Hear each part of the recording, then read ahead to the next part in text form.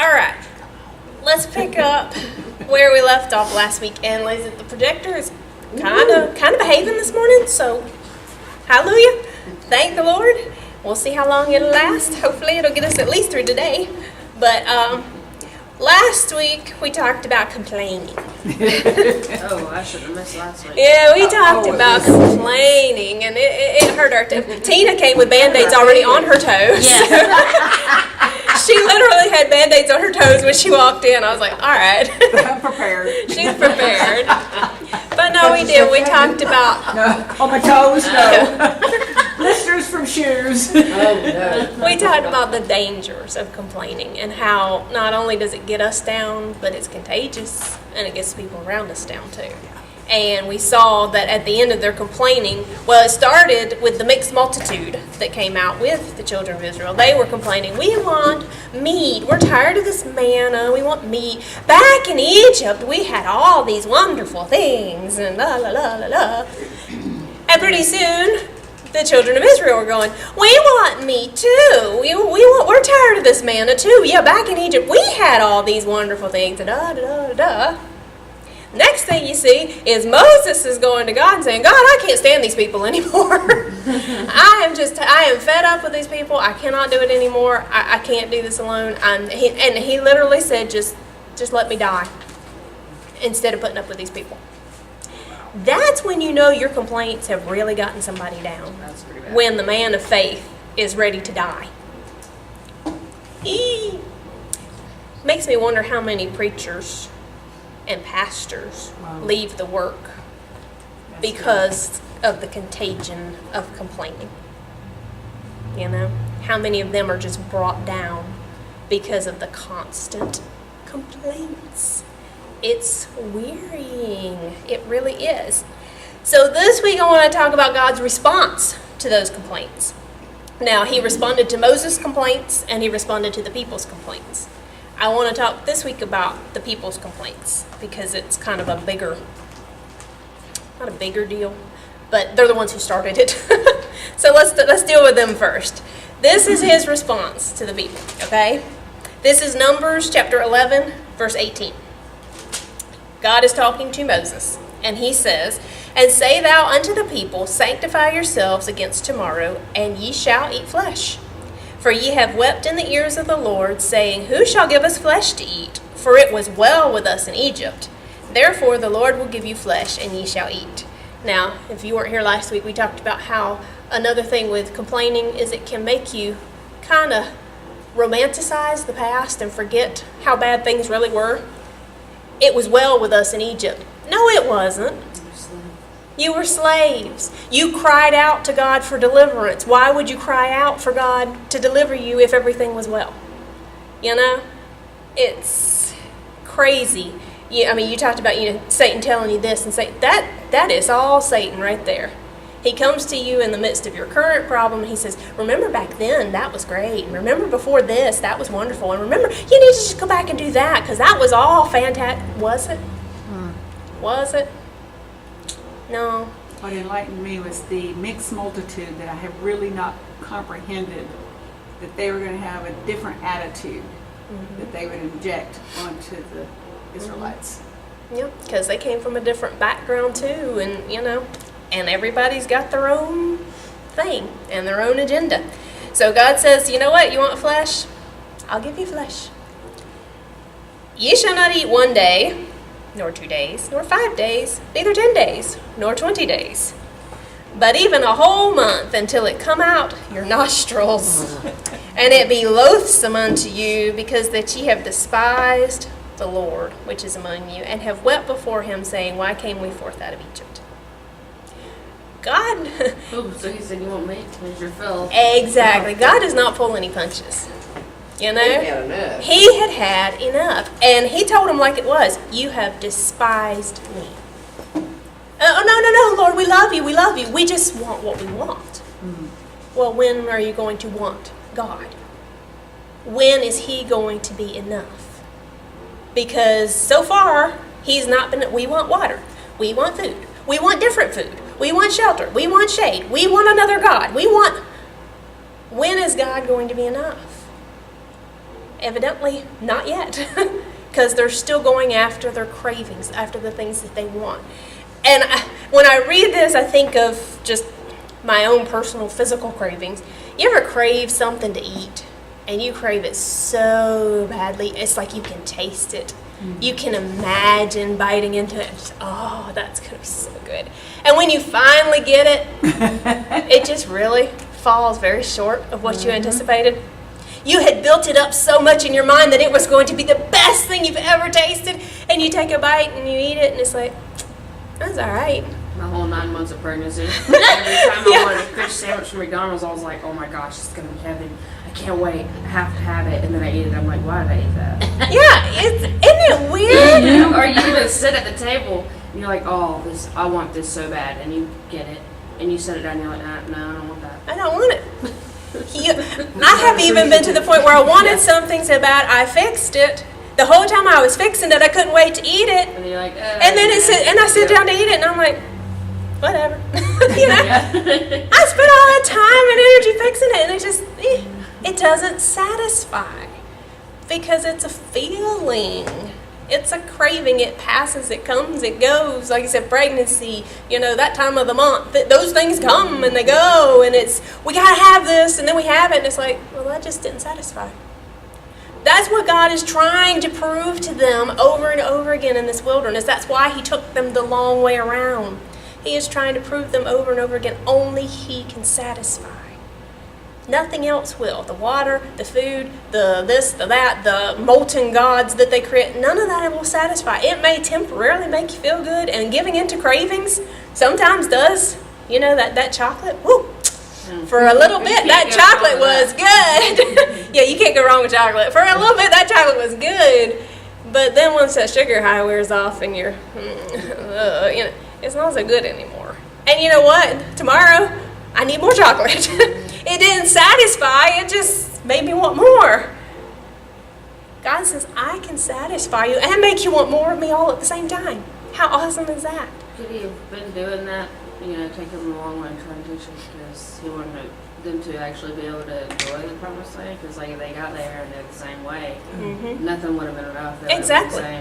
That's exactly what it is. He is trying to teach them before they get there, so they don't just get there and go, well, this is what we deserve. Right.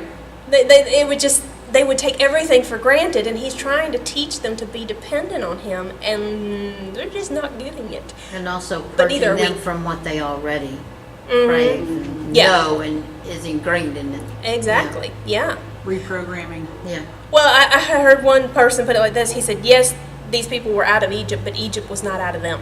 That's good. True. And that, we see that, because they're still, this is, what did we say, it was 2 years and a month, 2 years and 2 months, already into their journey. Okay, this is not like a week later. Okay, they've been doing this for a while now. And they're still, well, back in Egypt we had. I guess they learned more than they were slaves, but I guess they learned their entitlement from Egypt. Yeah. Well, as a slave, your expectations of, okay, they're going to bring this and this is what we're going to have. Mm-hmm. It was easy.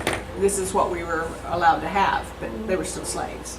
Yeah. I call it content and discontentment. Yeah. That's what good.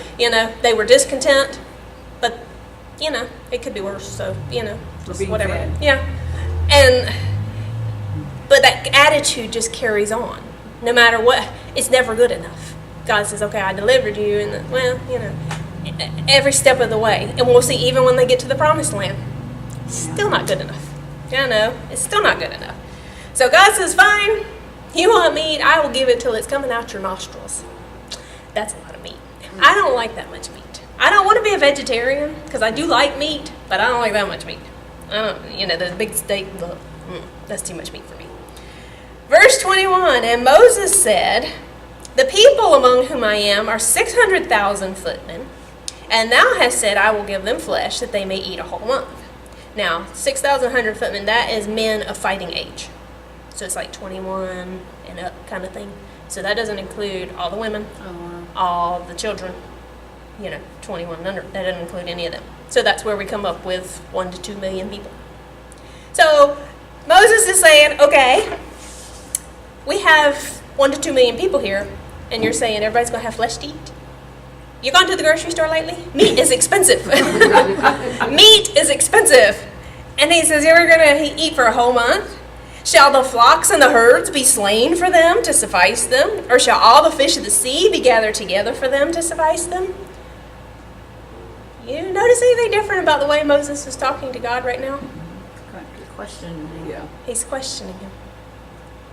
Moses has been so meek, so humble, so just, God, if it be your will, please do this, please spare the people, please this, please that. And now, because that complaining attitude is already Infectious. in his heart right now, and this is all right on the heels of that, he's already got that complaint is just fired up in him. So God says, I'm going to feed all the people meat. And he says, well, how? How are you going to do it? Oh, I am God. God thumped me in the head with that one.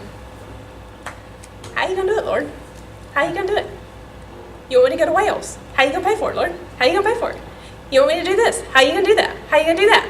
How, Lord? How? That's good. I don't need to know how. Because if I do, that wouldn't be faith. That would be knowledge. Yep. I don't need to know how. I just need to trust and obey. Amen. And and the Lord said to Moses, is the Lord's hand waxed short? Thou shalt see now whether my word shall come to pass unto thee or not. I love that. Okay. That's basically God's way of just really putting in a nutshell. Okay, let me see, Moses. Let's just do a little remembrance. I parted the Red Sea. I have rained down manna from heaven every single day for you. I have done this. I brought water from the rock. I defeated the army that came against you. I did this and I did that. Or have you forgotten all of that? And now all of a sudden, there's another problem and I can't solve it? Sometimes I'd love to just be a fly on the wall, which this is outside, so there isn't a wall, but just a fly flying around, listening to these conversations, because I want to see Moses' face. Yeah. If it's the same face that I have when God says, Dana, have I not always met your need? Will I not always meet your need? Why won't you just trust me? And I get that, sorry, I want to see Moses' face right here. I really do. And I love that the Lord, he's very straightforward with Moses, but you don't see that he's angry with Moses. Right. I think he understands how wearing these people are. Actually, I know he understands how wearing these people are. But he's like, look, Moses, I was strong yesterday, I'll be strong tomorrow, and I'm strong today. There's nothing I can't do. So just watch and see. So, verse 31, and I'm skipping some verses because the other verses are talking about his dealing with Moses, and I'm going to come back to those, Lord willing, next week. So verse 31 tells us, and there went forth a wind from the Lord. He uses the wind a lot, doesn't he? Remember when the Red Sea parted, it said the east wind came and pushed it? I like that. And the east wind, or the wind from the Lord, and brought quails from the sea, and let them fall by the camp, as it were a day's journey on this side, and as it were a day's journey on the other side, round about the camp, and as it were 2 cubits high upon the face of the earth. Oh. Basically, as far as you could see, in either direction, there were quail. That's a lot of birds. And it says that they were, round about the camp, they were 2 cubits high upon the face of the earth. 2 cubits is 3 feet. Now, quail. Yeah, Some people think that means they were literally piled on the ground because it says they fall, let them fall by the camp. So they literally just kind of came in and, and they were on the ground piled up waist high, 3 feet high. Some people say they were flying at waist height, so it was easier to catch them. I'm kind of for the first because this is fall. And I don't, fly and fall to me are not the same thing. No. If you ever see a long time ago old movie, Land Before Time, the one dinosaur he wanted to learn, and he says, I flied, and he says, no, you falled. It's not the same thing. He kind of, he just fell. He didn't fly, So I kind of think, but I don't know. I mean, it could be that they were that high and they could catch them. I don't know. Either way, that's a lot of birds, okay? And quail are not very big. Yeah, and I'll tell you how many birds it was. Well, it tells you how many. And the people stood up all that day, and all that night, and all the next day, and they gathered the quails. He that gathered least gathered 10 homers, and they spread them all abroad for themselves round about the camp. Okay, 10 homers. A homer is 58 gallons. Oh. So 10 homers is 580 gallons. Good grief, that's The least. one person that gathered the least At least. gathered 580 gallons of bird. You wanted bird. You wanted meat. God gave you meat. And they stayed up all that day and all that night and all the next day gathering up all these birds. Okay. They're too tired to eat it after that. That's what I'm thinking, you know. By the time you get done, it's like, now I need a nap, man. But my question is, when was the last time they spent that much devotion to God? That they were willing to stay up all day and all night and all the next day praying or reading scripture, what they had of the scripture, you know, or just contemplating what the Lord had done for them, talking about the Lord in a positive way instead of a negative way, you know. When was the last time they devoted any of that time and energy to Him? But now when it's something they want, oh, we're all for it. Guilty. And while the flesh was yet between their teeth, ere it was chewed, the wrath of the Lord was kindled against the people. And the Lord smote the people with a very great plague. Now that can get kind of confusing. It's like, He gave them the quail, but then He plagued them for eating the quail. Does that make sense? God gives you something just to get mad at you when you... Well, because He said you despised me, they should have just, it's okay, Lord, we don't need it. You're going to provide our needs. Instead of staying up 2 nights, gathering it up and eating it, and not really thanking Him or anything. Yeah. He told Moses, tell the people this. You're going to get the meat, but it's not going to satisfy you. You've despised me. It's going to come out your nostril. He told them all of that. He didn't hide that from them. He said, this is what's going to happen. And like you said, he told them, this is what this means to me, that you despise me. Do you see any point where those people paused and said, maybe this isn't a good idea? Or we should thank Him for the Yeah, meat. or maybe we should thank Him. Yeah, do you see any word of thank you anywhere? Thank you, Lord, for sending all this meat. I don't see that either. I don't see any thank you. I don't see any pause. I don't see any remorse. Oh, Lord, we didn't mean to say that we despised you. Oh, we're sorry, Lord. You know, I don't see any of that. They were so consumed with their complaining and their cravings that they didn't care about anything else, even despising the Lord. And I think of Balaam. This passage reminded me of Balaam. You remember Balaam and his talking donkey? He is a character. You read his story, he is a character.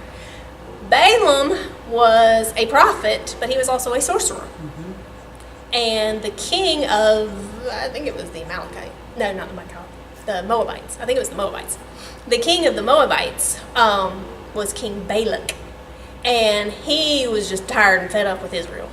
So he wanted to hire Balaam, the prophet and sorcerer, to curse Israel.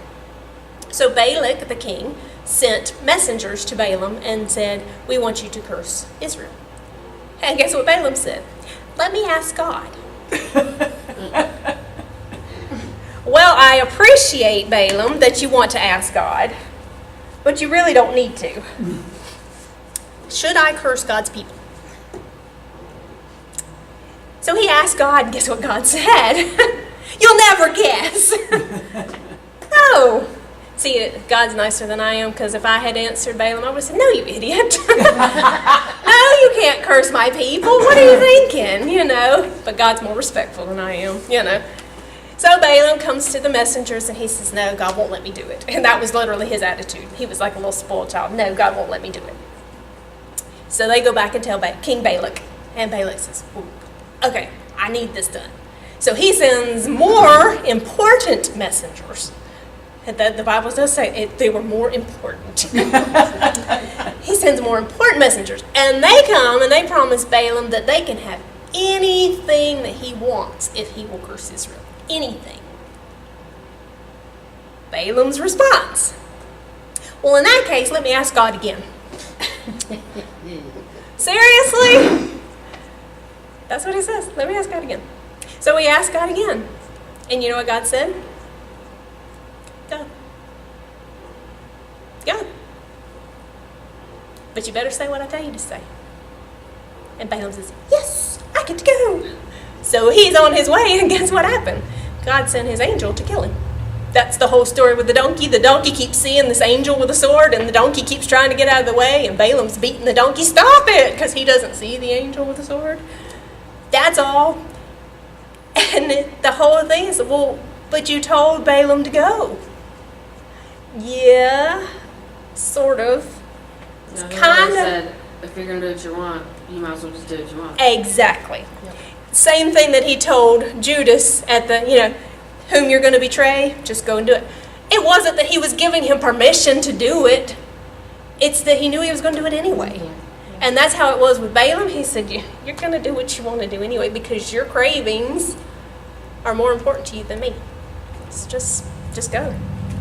But you'll be sorry. And that's what he told the children of Israel. You can have your meat, but you'll be sorry. And they said, we want the meat. We want the meat. Aren't you glad sometimes God doesn't give you what you think you want? Amen. Or what you think you even need? They thought they needed meat. We need meat. They didn't need it. They wanted it. But by the time they were done, they didn't want it. No more meat. They probably didn't want to ever see meat again. Ugh, no more meat. God says be careful what you ask for. Because sometimes, a lot of times, and I'm so grateful, a lot of times God will protect us from what we think we want. And He will tell us no. And we pitch a fit, but God, I want it, and God, I need it. And He stays firm. No, no, no. But sometimes we get that little attitude about us. And God says, I know you're going to do it anyway, so just go ahead. But be warned, there are consequences. And sometimes He'll just let us have that, it's called the permissive will of God. It's not the perfect will of God. God doesn't want us to do it, but He'll permit us to do it. And sometimes just to prove to us that we didn't know all along what we wanted. We thought we did, but that wasn't it. That wasn't it. So He sent this great plague, and it doesn't tell us what this plague is. I don't have a clue what this plague is. All we know is it's a great plague.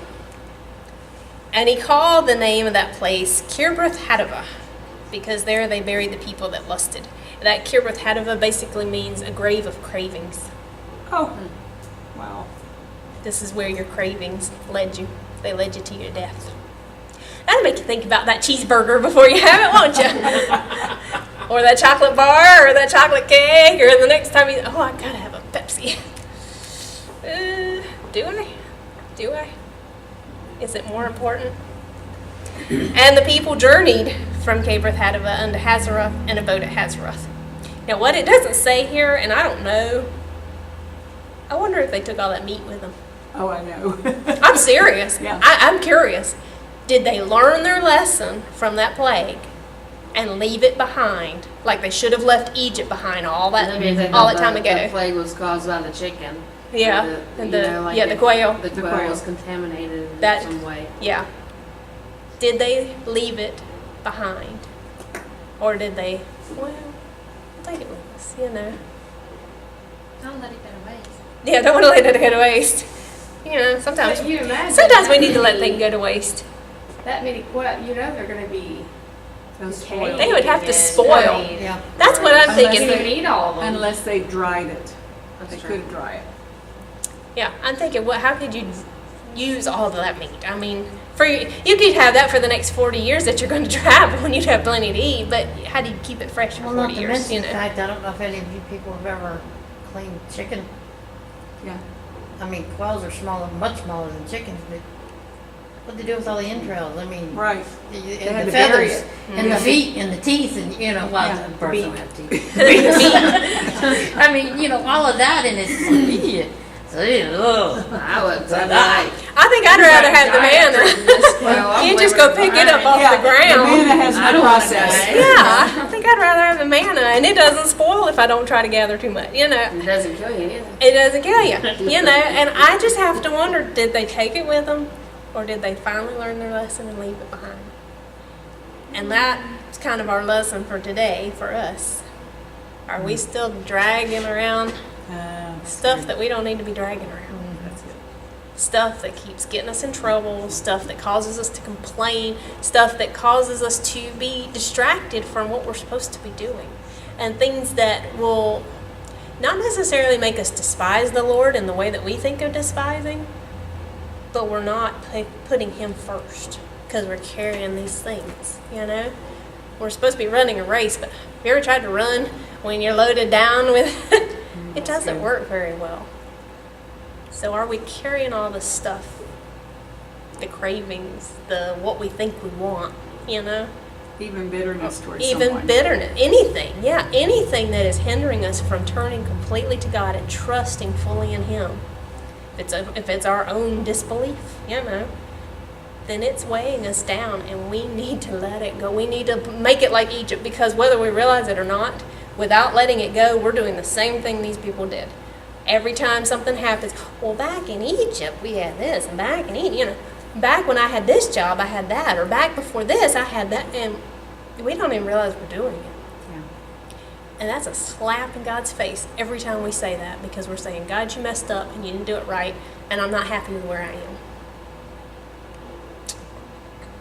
Yikes. No wonder God says you despise. That's kind of the way you talk to somebody you despise, right? We don't say it with our words, but we say it with our actions. So we need to be very, very careful.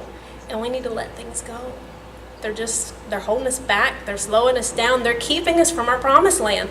They would be in the promised land by now if they would have already learned this lesson. They would be there. So don't let yourself be kept from your promised land just because you won't let go of things that need to be let go of. Okay? All right, we need to wrap up and get on over there. He didn't say anything about choir practice. I can put choir practice. Okay, we'll pray.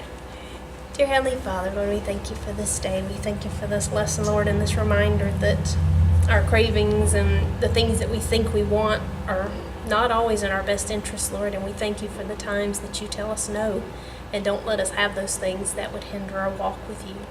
Lord, please help us to let go of the things from our past, to let go of things that are weighing us down, whether it be attitudes or possessions or people. Whatever it is, Lord, help us to let go and turn fully to you and trust and obey you in all that you say and do, and, Lord, all that you want for us. I pray that you'll bless our services today, Lord. I pray that your name will be glorified. In Jesus' name, amen. Amen.